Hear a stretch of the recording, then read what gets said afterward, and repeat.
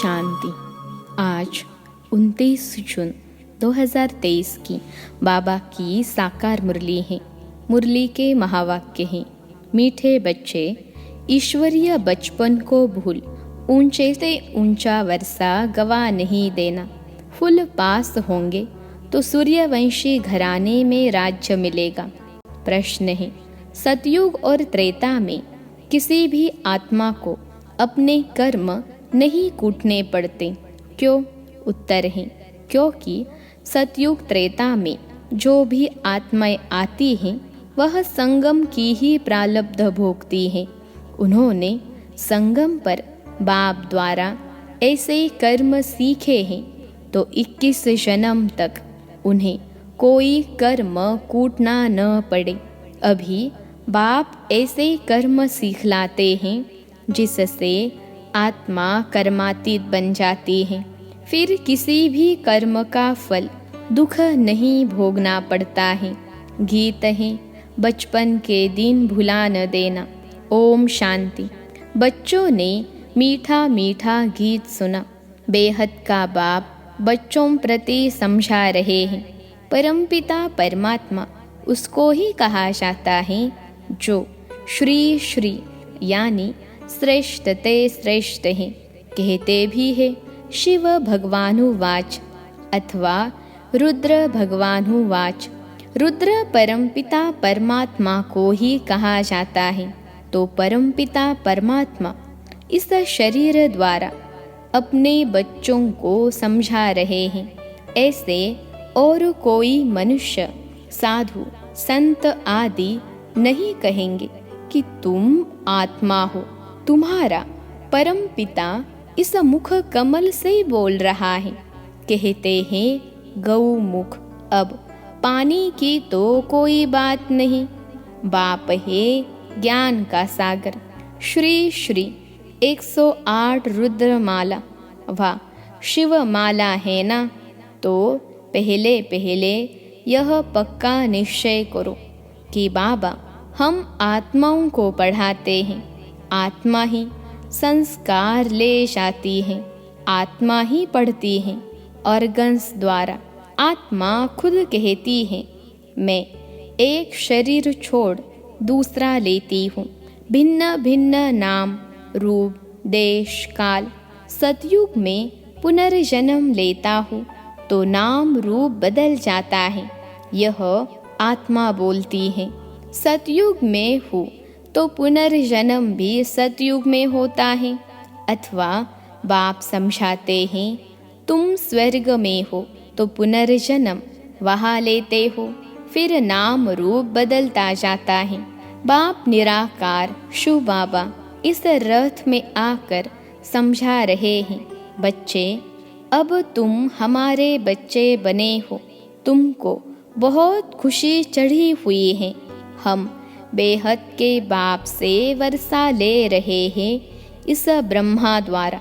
आत्मा कहती है मैं इस शरीर द्वारा बैरिस्टरी अथवा डॉक्टरी का पार्ट बजाती हूँ।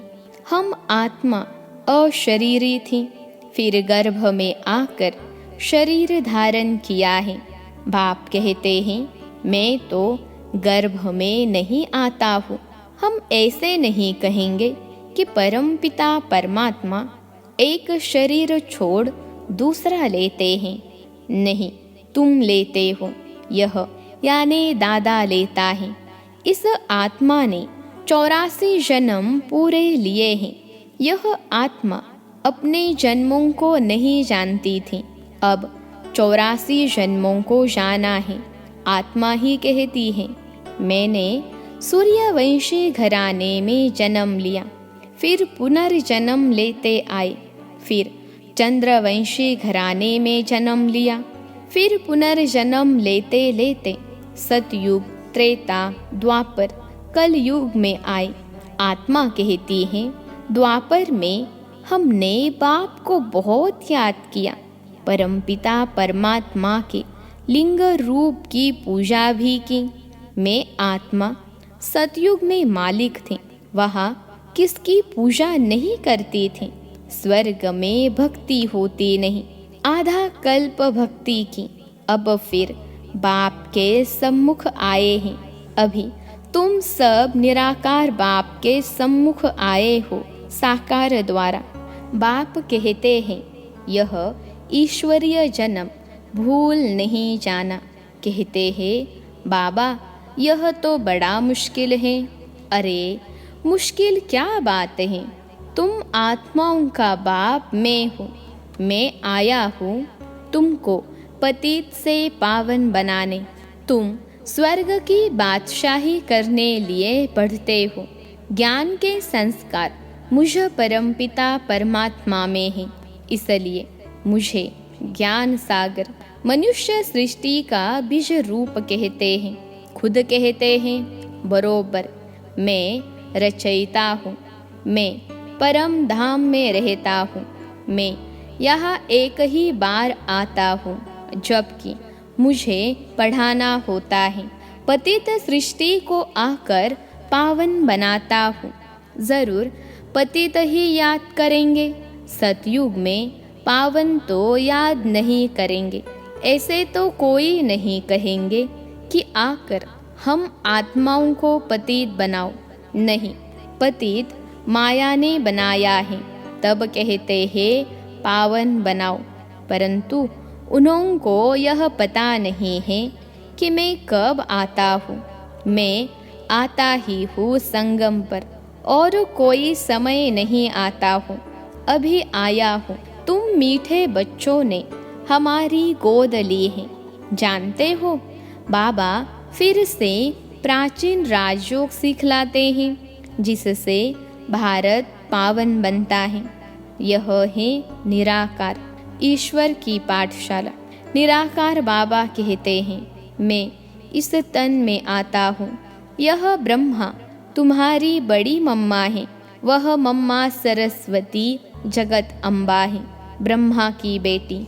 बड़ी मम्मा पालना तो नहीं कर सकती, इसलिए वह जगदम्बा मुकर्रर रखी है। इसके यानी ब्रह्मा के शरीर को जगत अम्बा नहीं कहेंगे। यह मात पिता है। यह ब्रह्मा माता भी है। वर्षा माता से नहीं मिल सकता, वर्षा फिर भी बाप से मिलेगा। इस ब्रह्मा माता के तुम मुख वंशावली हो। बाप कहते हैं बच्चे मेरा बनकर तुम स्वर्ग की बादशाही लेने लिए पुरुषार्थ करते करते फिर कहा माया के युद्ध में हार नहीं जाना, भाग नहीं जाना। यह ईश्वरीय बचपन भुलाना नहीं। अगर भुलाया तो रोना पड़ेगा। तो बीके सरस्वती जिसको जगत अम्बा कहते हैं, वह पालना करने निमित्त बनी हुई है। यह यानी ब्रह्मा पालना कैसे कर सकें? कलश पहले पहले इनको मिलता है, पहले इनके कान सुनते हैं, फिर जगदम्बा है संभालने के लिए। अब बाप कहते हैं मैं संगम युग पर आया हूँ तुमको वापिस ले जाने। जैसे धर्माऊ मास जिसको पुरुषोत्तम मास कहते हैं ना, वैसे यह भी पुरुषोत्तम युग है, जहाँ उत्तम से उत्तम पुरुष बनना होता है। पुरुषोत्तम माना। उत्तम ते उत्तम पुरुष कौन है? यह श्री लक्ष्मी नारायण। यह नर नारी ऊंच ते ऊंच कैसे और किस द्वारा बने? बाप कहते हैं मेरे द्वारा। मेरा नाम भी है श्री श्री, श्रेष्ठ ते श्रेष्ठ। ऐसा श्री नारायण जैसा मनुष्य मैं बनाता हूँ, पतितों को पावन बनाता हूँ, जिससे फिर ऐसे लक्ष्मी नारायण पुरुषोत्तम और पुरुषोत्तमनी बनते हैं। बाप कहते हैं बच्चे देह सहित देह के जो भी संबंध हैं सबको भूलते जाओ, मुझ एक के साथ योग लगाओ। तुम कहते हो हम बाप के बच्चे बने हैं, बाप के स्थापन किए हुए स्वर्ग के हम मालिक बनेंगे। बाप कहते हैं मामेकम याद करो। यह है आत्मा की अथवा बुद्धि की यात्रा। धारणा सब आत्मा को करनी है। शरीर तो जड़ है। आत्मा की प्रवेशता से यह चैतन्य बनता है। तो बाप समझाते हैं, लाडले बच्चे, यह याद की मंजिल बड़ी लंबी है। तीर्थों पर तो मनुष्य चक्र लगाकर लौट आते हैं। तीर्थों पर तो कभी विकार में नहीं जाते हैं। क्रोध, लोभ आदि हो जाए परंतु पवित्र जरूर रहेंगे। फिर घर में लौट आते हैं तो अपवित्र बन पड़ते हैं। इस समय सबकी आत्मा भी झूठी तो शरीर भी झूठे हैं। लक्ष्मी नारायण की राजधानी से लेकर जो भी आत्माएं आती गई हैं, इस समय सब पतित हैं। सतयुग में बेहद का सुख, शांति, पवित्रता रहती है। कलयुग में तीनों नहीं है। घर घर में दुख, अशांति है। कोई कोई घर में तो इतनी अशांति होती है जैसे नर्क। आपस में बहुत लड़ते झगड़ते रहते हैं। तो बाप कहते हैं, यह बचपन भुलाना नहीं। अगर भूले तो ऊंचते ऊंच वर्षा गवा देंगे। भुला दिया, फारकती दे दी तो अधम गति को पाएंगे। अगर श्रीमत पर चलेंगे तो श्रेष्ठ श्री लक्ष्मी नारायण बनेंगे। फिर त्रेता में 2 कला कम हो गई, इसलिए उनको क्षत्रियपन की निशानी दे दी है। ऐसे नहीं, वहाँ कोई राम रावण की लड़ाई लगी। जो माया पर जीत पहनते हैं वह देवता वर्ण में जाते हैं। पूरे मार्क्स है 100। सूर्यवंशी नंबर 1 जो गद्दी पर बैठेंगे। थोड़े कम मार्क्स होंगे तो सेकंड नंबर 33% मार्क के नीचे आ जाते हैं तो राज्य पीछे मिलता है। सूर्यवंशी का पूरा हो फिर चंद्रवंशी का चलता है। सूर्यवंशी फिर चंद्रवंशी बन जाते हैं। सूर्यवंशी राजधानी पास्ट हो गई। ड्रामा को भी समझना है। सतयुग के बाद त्रेता, सतो प्रधान से सतो हो जाते हैं। खाद पड़ती जाती हैं। पहले गोल्डन, फिर सिल्वर, कॉपर। अब तुम्हारी आत्मा में खाद पड़ी हुई है। आत्मा की ज्योति उझाई हुई है। पत्थर बुद्धि बन पड़े हैं। बाप फिर पारस बुद्धि बनाते हैं। कहते हैं, हे आत्माएं, चलते फिरते कोई भी कार्य करते बाप को याद करो। 8 घंटा तो पांडव गवर्नमेंट को मदद करो। अभी तुम आसुरी कुल से ईश्वरीय कुल में आए हो। फिर अगर आसुरी कुल में गए अथवा उनको याद किया तो विकर्म विनाश नहीं होंगे। मेहनत सारी इसमें है, नहीं तो अंत में बहुत रोना पछताना पड़ेगा। पापों का बोझा रह जाता है तो फिर तुम्हारे लिए ट्रिब्यूनल बैठती है, साक्षात्कार कराते हैं। तुमने फलाने जन्म में यह किया। काशी कलवट में भी साक्षात्कार करा के सजा देते हैं। यहाँ भी साक्षात्कार कराए धर्मराज कहेंगे, देखो बाप तुमको इस ब्रह्मा तन से पढ़ाता था, तुमको इतना सिखलाया, फिर भी तुमने यह पाप किए। न सिर्फ इस जन्म के परंतु जन्म जन्मांतर के पापों का साक्षात्कार कराएंगे। टाइम बहुत लगता है, जैसे कि बहुत जन्म सजा खा रहा हो। फिर बहुत पछताएंगे, रोएंगे, परंतु हो क्या सकेगा। इसलिए पहले से बता देता हूँ, नाम बदनाम किया तो बहुत सजा खानी पड़ेगी। इसलिए बच्चे, मुझे अपने सद्गुरु के निंदक मत बनना, नहीं तो सजाएं भी खाएंगे और पद भी कम हो जाएगा। तुम्हारा सत बाबा, सत टीचर, सत गुरु एक ही है। अब बाप कहते हैं, यह ब्रह्मा बच्चा हमको बहुत याद करता है, ज्ञान भी धारण करते हैं। यह और मम्मा नंबर 1 पास हो, फिर लक्ष्मी नारायण बनते हैं। इनकी डिनाइस्टी बनती है। जब सब पुरुषार्थ करते हैं तो हम भी मम्मा बाबा के मिसल मेहनत कर उनके तख्त के मालिक बने, माता पिता को फॉलो करें और भविष्य तख्त नशीन बने। यह रचयिता और रचना की नॉलेज कोई जान नहीं सकते, वह तो बेअंत कह देते हैं। हम नहीं जानते हैं, नास्तिक हैं। न जानने के कारण ही भारतवासी अथवा सब बच्चे दुखी हुए हैं, लड़ते झगड़ते रहते हैं पानी के लिए, जमीन के लिए। कहा भी जाता है यह 5 जन्मों के कर्मों का फल है। अभी बाप से तुम ऐसे कर्म सीखते हो जो तुमको 21 जन्म कभी कर्म कूटना नहीं पड़ेगा, एकदम कर्मातीत अवस्था में पहुंचा देते हैं। भगवानुवाच, हे बच्चे, मुझ बाप के अथवा मुझ साजन के बनकर फिर कभी फारकती मत देना। फारकती देने का कभी संकल्प भी नहीं आना चाहिए। वहाँ कभी स्त्री पति को डाइवोर्स देने का संकल्प भी नहीं करेगी। बच्चा कभी बाप को फारकती नहीं देगा।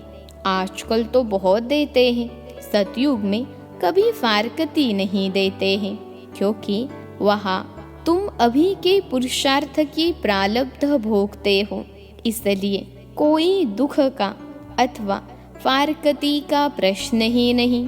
यह याद की यात्रा है, परम पिता परमात्मा के पास जाने की रूहानी यात्रा।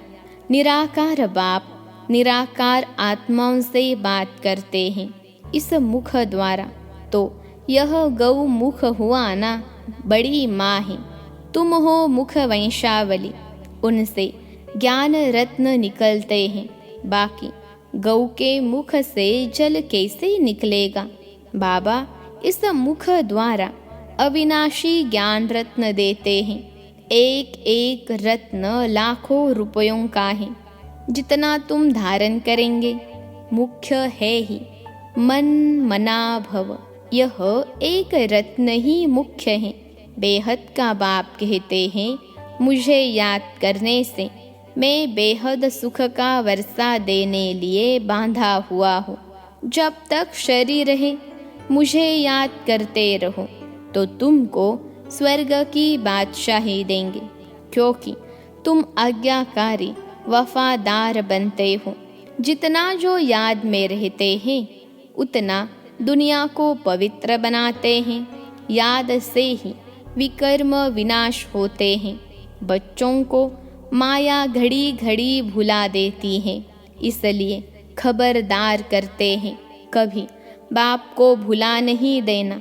मैं तुमको लेने आया हूँ। सतयुग से फिर नाटक रिपीट होगा। मैं सतयुग का मालिक नहीं बनूंगा, तुमको स्वर्ग की राजाई देता हूँ। मैं फिर आधा कल्प वानप्रस्थ में बैठ जाऊंगा। फिर आधा कल्प मुझे कोई याद नहीं करते। दुख में सभी याद करते हैं, सुख में करे न कोई। अच्छा, मीठे मीठे सिखिलते बच्चों प्रति माता पिता बाप दादा का याद प्यार और गुड मॉर्निंग। रूहानी बाप की रूहानी बच्चों को नमस्ते। हम रूहानी बच्चों की सिखिलते रूहानी माता पिता बाप दादा को याद प्यार, गुड मॉर्निंग और नमस्ते बाबा नमस्ते। धारणा के लिए मुख्य सार। पहली पॉइंट है, 8 घंटा पांडव गवर्नमेंट की मदद जरूर करनी है। याद में रहे, विश्व को पावन बनाने की सेवा करनी है। दूसरी पॉइंट है, कभी कोई उल्टा कर्म करके सद्गुरु की निंदा नहीं करानी है। मम्मा बाबा जैसा पुरुषार्थ कर सूर्यवंशी राजाई लेनी है। आज का वरदान है, दिव्य बुद्धि के वाहन द्वारा तीनों लोकों की सैर करने वाले ज्ञान स्वरूप विद्यापति भव। दिव्य बुद्धि के वाहन द्वारा तीनों लोकों की सैर करने वाले ज्ञान स्वरूप विद्यापति भव। विश्लेषण है, दिव्य बुद्धि अर्थात होली हंस बुद्धि।